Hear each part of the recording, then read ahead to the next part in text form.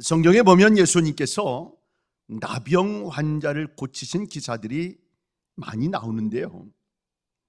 그런데 이 10명의 나병 환자들을 집단적으로 고치신 내용은 누가복음에만 기록이 되어 있습니다. 그 당시만 해도 나병은요, 불치의 병이었어요. 암이 걸리면 죽는다, 이런 정도의 모습으로 불치의 병이었어요.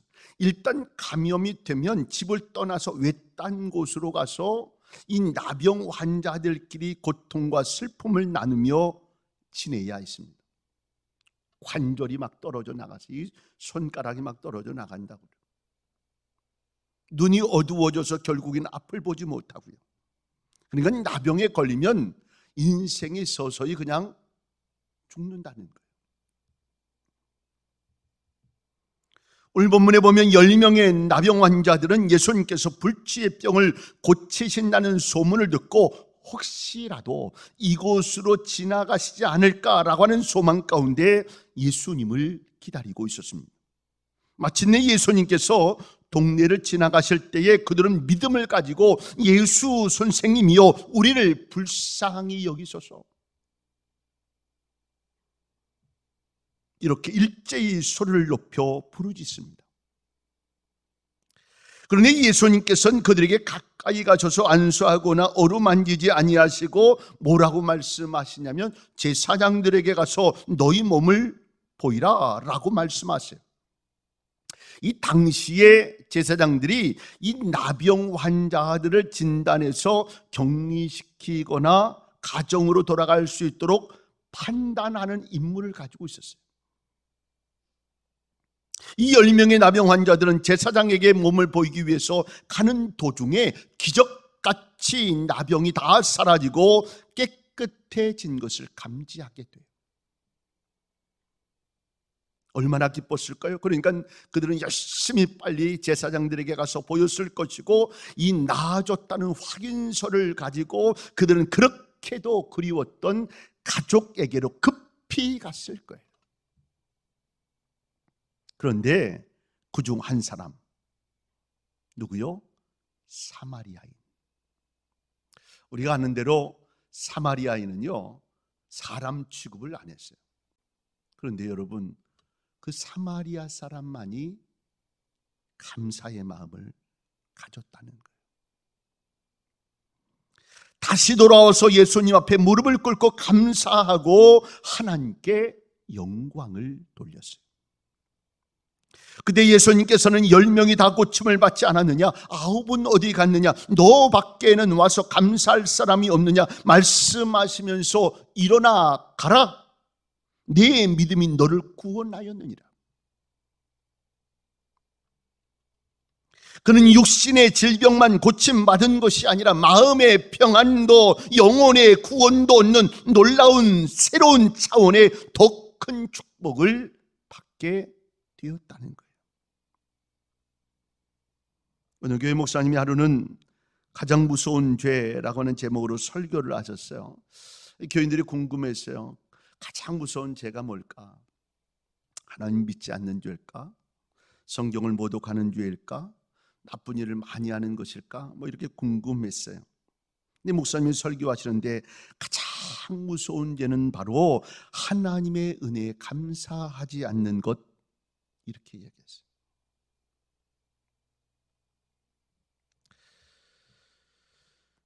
그렇습니다. 여러분, 감사하지 않는 것은 무서운 죄가 돼요. 여러분, 감사를 해야 할 일이 너무 많아요. 인생이요, 내 힘으로 살아갈 수 없는 일들이 너무 많잖아요. 내 자식 내 마음대로 해줄 수 있어요? 사업, 내가 하는 사업인데 내가 열심히 뛴다고 그냥 됩니까? 공부 열심히 부지런히 한다고 인생이 열려지고 막 길이 열려져요? 그렇지를 못해요. 하나님이 도우셔야 되고 하나님이 은혜를 줘야 돼요. 건강도 줘야 돼요. 그러니까 전적으로 따지면 사실 우리는 그냥 은혜 가운데 사는 사람이에요. 은혜 가운데 사는 사람인데 감사하지 않는다? 로마서 1장 21절에도 인간이 타락하면 하나님 앞에 감사할 줄도 모르고 영광도 돌리지 못하고 허망하고 미련한 것에 마음이 어두워진다 말씀하고 있어요. 타락하면 감사할 수 없어요. 그런데 거듭난 사람, 은혜의 사람은 하나님 앞에 늘 감사할 줄 아는 덕을 가진 사람이에요. 하나님의 은혜 가운데 생각해 보면 모든 것이 감사할 수밖에 없는 것을 발견하기 때문이에요. 사도 바울은 믿음, 소망, 사랑 이 세 가지는 항상 있을 것인데 강조를 했어요. 중요한 거, 믿음도 중요하고 소망도 중요하고 사랑도 중요한, 이렇게 이야기한 어느 신학자가 이야기하기를 여기 하나가 더 들어가야 되는데 그것이 뭐냐? 감사를 더 넣어야 된다는 거예요. 이만큼 성도에게 있어서 감사는요 중요한 일이에요. 한 주간 이 감사의 마음을 또 한 번 생각하면서 깊이 있게 느낄 수 있는 한 주간 되는 은혜가 임할 수 있기를 바랍니다. 그러면 오늘 본문을 통해 몇 가지 교훈을 얻고자 하는데, 첫째로 감사하는 그 한 사람이 되잖아요. 10명 중에 감사했던 한 명, 그 한 사람이 되자는 거예요. 늘 감사가 끊이지 않는 사람, 늘 표현이 감사가 늘 있는 사람, 이런 사람이 되자는 거예요. 누가 뭐래도 아무도 그런 사람이 없어도 이런 상황 속에서 나는 감사하자 라고 하는 마음을 갖자는 거예요. 다니엘의 제 친구가 풀무불에 들어가게 됐죠. 큰 불구덩이 가운데 들어가게 됐어요. 뭐 할 말이 없냐 그랬더니 그들이 한 말이 있죠. 우리 하나님이 우리를 구원해 주실 겁니다. 혹 그리하지 아니하실지라도 우리는 하나님을 신뢰합니다. 나만은 감사를 잃어버리지 말아야 합니다. 혹 어려움을 지금 겪고 있더라도 감사의 마음을 잊지 말아야 돼요. 10명의 나병 환자들은 예수님 앞에 나아가기만 하면 고침을 받을 것이라는 믿음을 가졌습니다. 그리고 그 믿음으로 병을 고쳤어요. 그러나 한 가지 부족한 것이 있었는데 감사한 마음이 없었어요. 믿음에 순종하면 기적이 일어납니다. 그러나 이것으로 끝나는 것이 아니라 한 걸음 더 나가서 감사하는 마음을 가지게 되면 끊임없이 기적은 계속 될 줄로 믿습니다. 그래서 감사해야 돼요. 10사람이 다 병을 고침받았지만 감사한 마음을 가지고 예수님께 나온 사람은 오직 한 사람뿐이었습니다. 그 한 사람이 여러분이 되는 은혜가 임할 수 있기를 바랍니다. 9사람은 감사하는 것을 까맣게 잊어버렸습니다. 때때로 우리는요 하나님의 놀라운 은혜를 체험하면서도 9명의 나병 환자들 같이 감사를 깜빡 잃어버리고 살 때가 많아요. 마치 처음부터 내가 그렇게 누리며 살았던 것처럼. 다 은혜였는데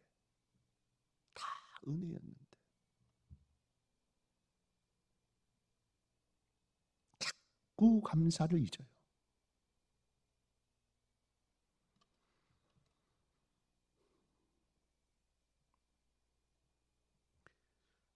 믿음의 눈을 뜬 사람은 감사하는 사람이요, 감사할 줄 아는 사람은 진정한 그리스도인이 되는 것을 잊지 않기를 바랍니다.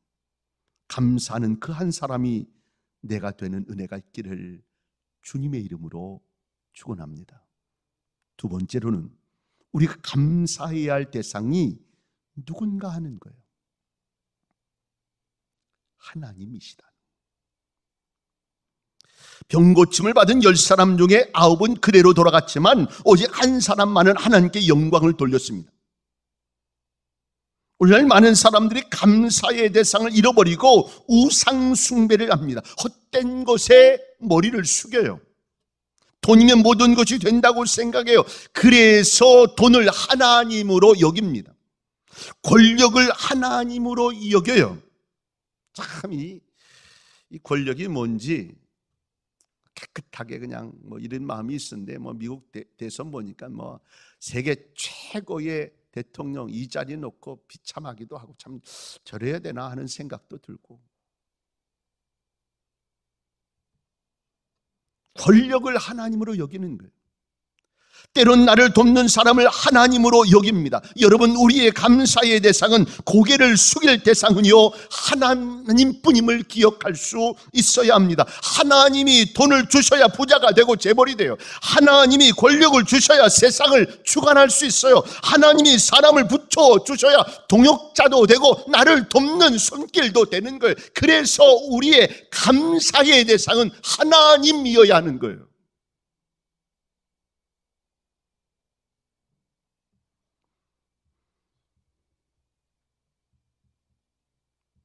또 교만은요 자신을 우상으로 만들어요.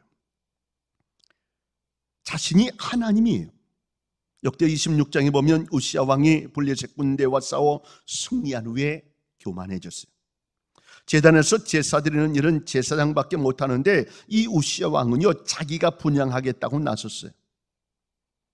그가 하나님 앞에 감사하기보다는 자기의 교만 때문에 하나님의 말씀을 멸시하는 실수를 범하고 말았고 결국은 나병에 걸리고 뒷방신세가 되고 말아요. 우리도 때때로 교만 때문에 하나님 앞에 감사할 줄 몰라 축복을 얻지 못하고 죄를 범할 때가 많아요.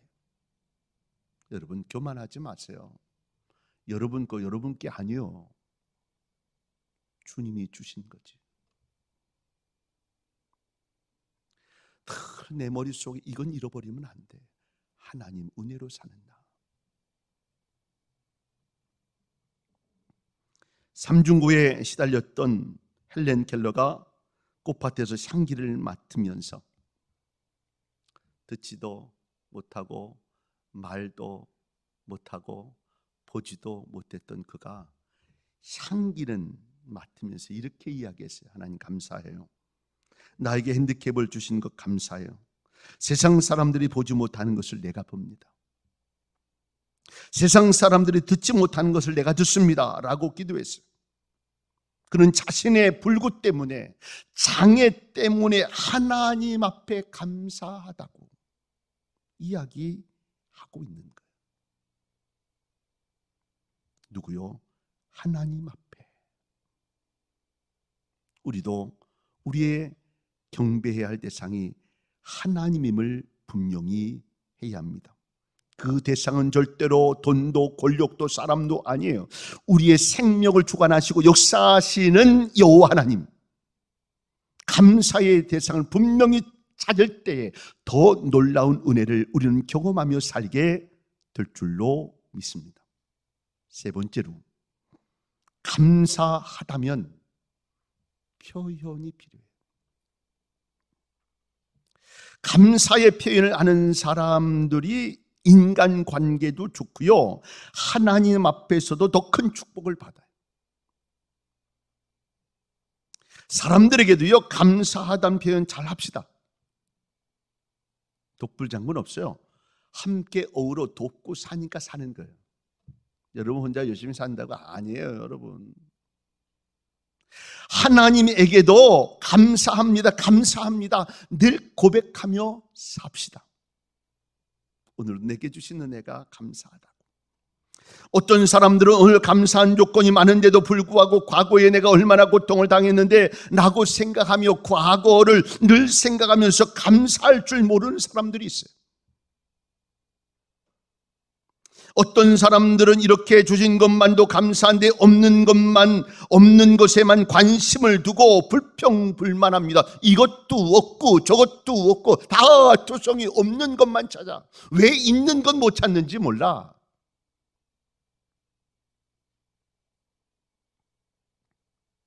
선교 가면요 다 느끼는 거예요. 참 우리 잘 살고 있구나.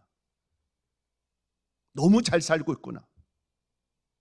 외국에 나가 사는 분들이 하는 말들에, 이건 여러분 선진국에 사는 분들도 똑같이 이야기하는데 우리나라가 너무 살기 좋다는 거예요. 근데 자꾸 불평과 불만이 많아.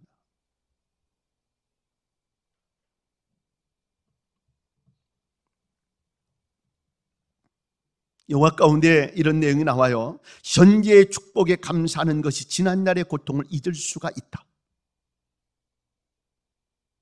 감사하면 지금 감사한 모든 것 다 이게 다 해결이 됩니다. 어떤 사람은 이렇게 말했어요. 이 세상에서 가장 위대한 성인은 하나님 앞에 감사하고 하나님께 찬양하는 사람이다. 늘 입에 붙어야 하는 단어는요, 감사. 아침에도 감사, 점심에도 감사, 저녁에도 감사.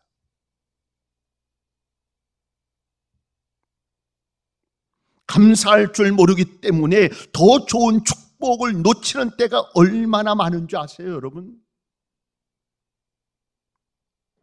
언제나 불평과 불만을 얘기하는 사람은 감사의 조건을 찾기가 어려워요. 우리는 살면서 감사의 조건을 더 많이 표현하며 살아야 합니다. 프로테이지로 이야기하면 감사가 한 70% 정도는 돼야 돼. 그래야지 30%의 불평과 원망을 다 희석시켜요. 근데 우리 거꾸로요. 감사는 한 30%, 감사도 있는데요, 지금 너무너무 힘들어요. 이러니까 이 감사의 30%가 주체를 못하는 거예요. 그러니까 내 삶 여기저기서 다 불평과 원망 이런 이 모습이 생기는 거예요. 그러니까 얼굴에 미소도 사라지고 짜증된 모습이 생겨죠. 우리의 표정도 언제나 밝아야 합니다. 긍정적이어야 합니다. 우리의 가정이, 우리 주변에 있는 사람들이 나를 어떻게 평가하는 걸 잘 보세요. 너 참 부정적이야 라고 이야기하는 이야기를 듣는다면 문제가 있는 거예요. 목사니까 자꾸 목사들 자꾸 만날 일이 많아요. 그런데 목사들 가운데 부정적인 사람들이 많아요. 저는 얼마나 안타까운지 몰라. 저 사람 도대체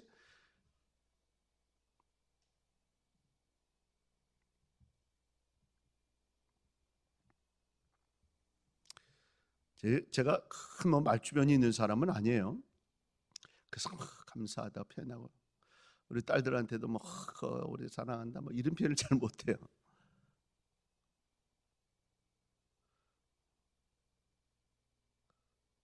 저희 어머니한테도 잘 안 돼요.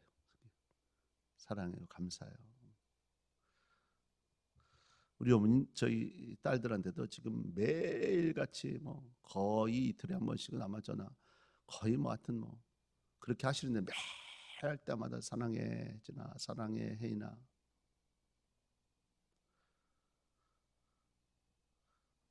이게 잘 안 돼요. 저는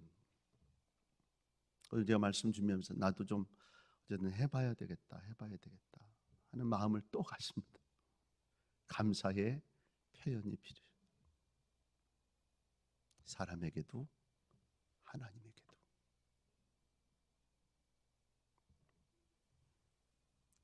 그럼 마지막으로 감사하면 결과가 어떤가 하는 거예요.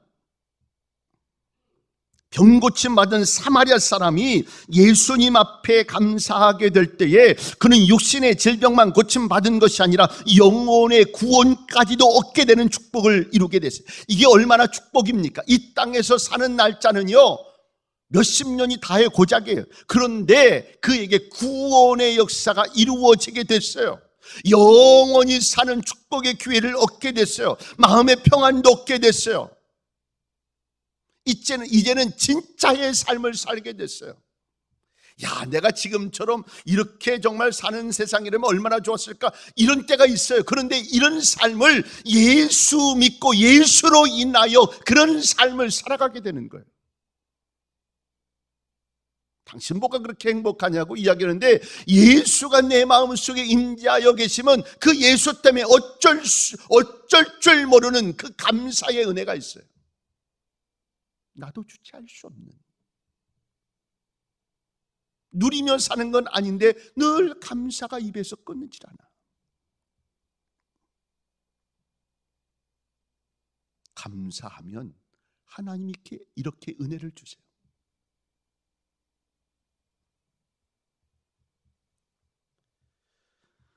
또 그에게 모델이 되는 축복이 되지 않았어요? 이렇게 말씀을 전하면서 우리도 그렇게 감사해야지, 우리도 그렇게 감사해야지, 이런 마음의 대상이 돼요. 감사할 줄 아는 사람의 몇 가지 유익이 있는데요, 그 첫째는 더 큰 축복을 받아요. 더 좋은 기적을 체험하게 돼요. 여러분, 감사하면 기회를 많이 얻어요. 대화하다가도 뭐 일감을 주고 뭐 어떤 상황이 생겨지고 사업을 하는데도 가만히 보니까 이 사람이 감사해. 여러분, 말투를 잠깐 가만히 보면요, 저 사람 예수 믿는 사람이라는 거 어느 정도 알아요. 왜냐하면 예수 믿는 사람은 뭘 잘하냐면 감사하다는 표현을 잘해요. 감사하죠. 아유, 괜찮아. 아유, 감사해요. 그래도 은혜 가운데. 그러다 보니까 기회가 더 많이 줘요. 기왕이면 그 사람한테 기회를 더 줘요. 그러니까 기회를 더 많이 얻게 되니까 축복의 은혜가 더 많은 거예요. 불평해 보세요. 그 말이 처음엔 아이고 맞는 것 같기도 하고 그런데 지나가서 한 번, 두 번이지 계속 얘기 들어보세요. 저 사람 만나고 싶잖아. 안 그래도 짜증나는 일이 맨날 만나서 불평만 안 되는 일, 힘든 일 맨날 그 얘기만 들어야 돼. 그러니까 나도 지쳐. 그러니까 사람이 떨어져. 그래서 평생 감사해야 돼요. 더 좋은 기회들이 많아요. 두 번째는 사람을 얻어요. 감사하는 사람들 주변에는요, 주변에 사람들이 많아요. 외롭지 않아요. 세 번째는 마음의 평안과 기쁨이 넘쳐요. 그래서 삶에 미소가 생기고 살 의미를 발견하는 거예요. 다마키라고 하는 여인이 있는데 일본의 나병 환자의 어머니라고 불리워지는데 나병 환자들을 돕다가 그도 감염이 됐어요. 그냥 그날 일기에 이렇게 썼어요. 육의 눈이 가려지고 영의 눈이 열림으로 모든 것에 감사하다. 눈썹이 빠지면서 눈썹의 고마움을 깨달았다. 눈썹이 없으니 먼지가 눈에 들어가서 이렇게 고마운 줄 미처 몰랐다. 하나님께서 눈을 지켜주시려고 눈썹을 주신 것처럼 나에게 병을 주시어 감사를 알게 하셨다. 그리고 영생을 보게 하셨다. 여러분, 우리는 감사하면 내 마음에 평안이 느껴져요. 현실이 그렇지 않아도 그 일을 도리어 감사하게 여겨요. 아니, 재수가 없으려니까 이게 나도 병이 걸렸네. 이렇게 이야기해야 되게 보통적인 모습. 그런데 그 일을 통해서 내 사명의 모습을 끝까지 감당하면서 하나님 감사하잖아요. 네 번째는 하나님께 칭찬을 들어요. 하나님께서 여러분의 이름을 기억할 수 있길 바랍니다. 잘했다 아들아, 잘했다 내 딸아. 말씀을 정리합니다. 한 주간 감사하는 한 주간 되었으면 좋겠어요. 더 감사하려고 애쓰는 한 주간. 그래서 감사하면서 추수감사주의를 드려지는 은혜가 임했으면 좋겠습니다. 네 가지 말씀드렸어요. 감사하는 그 한 사람이 되자. 9 중에 한 사람, 10 중에 한 사람. 두 번, 우리가 감사할 대상은, 우리가 섬길 대상은 돈도 권력도 사람도 아니라 하나님이다. 세 번째로는 감사해도 표현이 필요하다. 하나님에게도 사람에게도 감사하다는 표현을 많이 하세요. 마지막 네 번째로, 감사하면 결과는 육신뿐만 아니라 영혼이 잘 되고 우리 주변이 풍성해지는 은혜를 경험하게 된다. 이 은혜가 우리 모두에게 넘치기를 주님의 이름으로 축원합니다.